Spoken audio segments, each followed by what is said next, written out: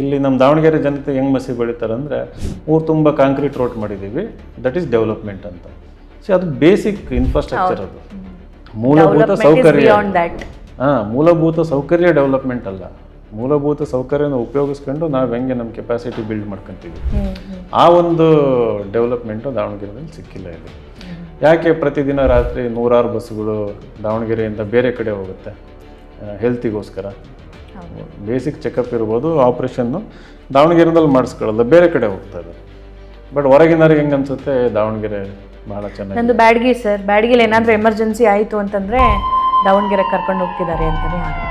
ಹೌದು, ಇಲ್ಲಿ ಬಂದು ಮತ್ತೆ ಬೇರೆ ಕಡೆ ಹೋಗ್ಬೇಕು ಇವತ್ತು ಅಂತ ಪರಿಸ್ಥಿತಿ. ಇದು ನನಗೆ ಅಷ್ಟು ಗೊತ್ತಿರಲಿಲ್ಲ. ಸೊ ಸರ್ಕಾರಿ ಹಾಸ್ಪಿಟಲ್ ಇದೆ ಚಿಕ್ಕಟೇರಿ ಅಂತ, ಅಲ್ಲಿ ನಮಗೆ MRI ಮಾಡಿಸ್ಕೋಬೇಕಂದ್ರೆ ಒಂದು ಮಷಿನ್ ಇಲ್ಲ ಅಂತಂದು ಚಿತ್ರದುರ್ಗಕ್ಕೆ ಹೋಗ್ತಾರೆ ದಾವಣಗೆರೆಯವರು, ಇಲ್ಲಾಂದರೆ ಅನಿವಾರ್ಯವಾಗಿ ಇಲ್ಲಿರೋ ದೊಡ್ಡ ಪ್ರೈವೇಟ್ ಹಾಸ್ಪಿಟ್ಲಿಗೆ ಹೋಗ್ಬೇಕು. ಸೊ ಈ ಥರ ಇವೆಲ್ಲ ನೋಡಿದಾಗ ಕುಟುಂಬ ರಾಜಕಾರಣ ಅನ್ನೋದು ಪ್ರಜಾಪ್ರಭುತ್ವಕ್ಕೂ ಮಾರಕ, ಅಭಿವೃದ್ಧಿಗೂ ಮಾರಕ, ದಾವಣಗೆರೆ ಜನತೆಯ ಬೆಳವಣಿಗೆಗೂ ಮಾರಕ ಅನ್ನೋದು.